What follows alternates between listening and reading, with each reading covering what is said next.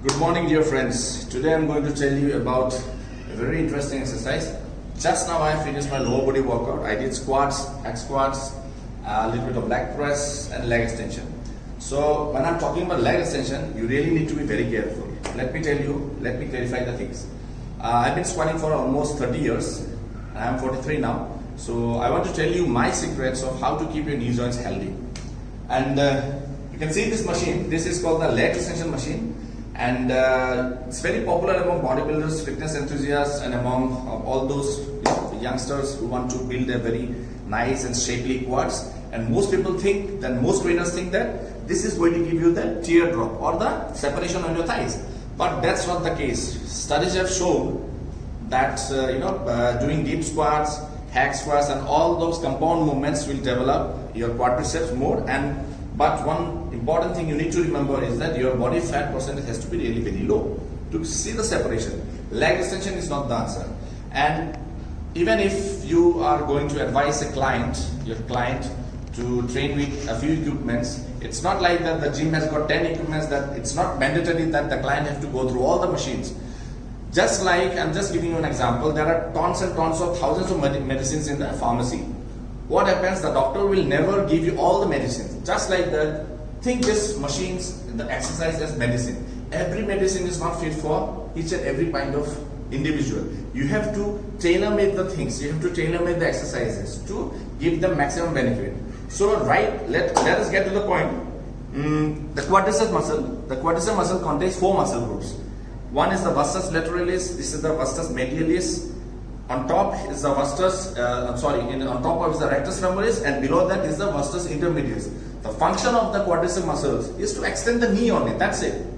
And this is called the synovial joint. Basically, the knee joint is called the synovial joint because it contains synovial fluid. It contains a sac, which contains fluid, which gives the lubrication. And the knee joint functions in only one plane, that is the sagittal plane, only in one direction. And now let me tell you, if you have studied kinesiology, those trainers who know understand about anatomy and kinesiology, they will know that in kinesiology there are basically 3 planes, and one of them is the sagittal plane, which means dividing the body into 2 halves. Means the body is going to work, the knee joint is going to work in one direction only. And this kind of joint is basically called the hinge joint. So the function of the quadriceps is to extend the knee, as I told you earlier. When you do squats, you are forcing your body against the ground. Against the ground, you're pushing against the ground. That is also called knee extension, and that kind of exercise is basically called the compound movements, and at the same time is also called the closed chain kinetic exercises. So closed chain kinetic exercise means where the distal lever, where the end part of the limb is fixed on the ground. In extension, what happens is that when you do leg extension, when you start, the end part of the limb is moving. That is called the open chain kinetic movement. So leg extension is an open chain kinetic movement.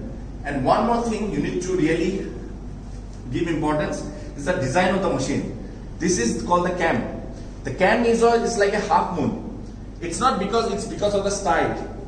The axis of rotation, the mid part of the cam to the distance of the outer part of the cam is called the moment arm. When you start the exercise, leg extension exercise, at the beginning, what happens is that the distance of the cable from here to here is long. That's why you have to give a lot of effort while doing leg extension at the beginning of the movement. And when the cam rotates in a vertical movement, vertically, the moment arm, the axis of rotation, the middle part and to the end part of the cam gets reduced. That's why it's effortless. Why?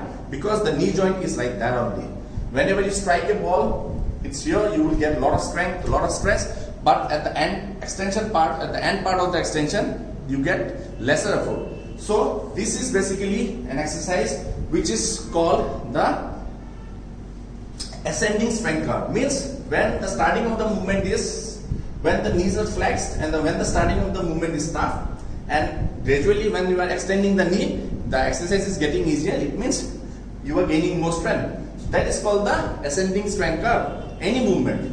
So any movement, any exercises, when you are you're flexing the knee, flexing the elbow joint here like this, or if you're flexing the your knee joint like this, it's easier here. Then as soon as you start the exercise, at the start of the exercise is tough, but at the end it's easy. So these are all ascending strength curves. So any exercise is designed based on the ascending or descending strength curves. So what I'm trying to tell you is that why it's dangerous, because the condyle, the femur, at the end part of the femur there are two heads which is called the condyle, the medial and the lateral condyle, and this is the fibula. It's attached like this, and the function of the ACL joint, which is like a cross binding both the knee joint and the fibula together, and it helps to keep the knee joint together. It reduces the movement of the knee joint like this. So this is called the shear force. What happens when you do leg extension? It increases the shear force. And remember, any kind of synovial joint can take only the compressive force, not the shear force. Otherwise, the ligament will get exposed and you will get hurt. So friends, next time when you advise someone regarding leg extension exercise, you really need to be very careful and to assess the knee joint, because knee joint might be there might be a lot of different issues for the knee joint. It might be arthritis, it might be a ligament injury, it might be because of tight muscles, patellofibular pain syndrome. So the basic test which we do is which we do to assess the knee joint is the anterior draw test, where we let the client lie down on the floor and we basically pull the shin bone so that we see that there is any kind of movement, or forward or anterior or backward movement. So next is the pivot test and the Lachman test. So basically these are the tests we do for assessing the knee joint, for finding any kind of ACL injuries, and accordingly we design the program and tell them to do the exercises. So that's it guys. So next time whenever you are going to advise someone or your client or your friend or near and dear ones a particular exercise, you really need to understand the biomechanics of the exercise or the machine, the anatomical features of the joint, the function of the muscle, and what are the contraindications of the exercises. So keep studying. Till then, keep watching. Stay strong, stay fit and healthy. Bye bye.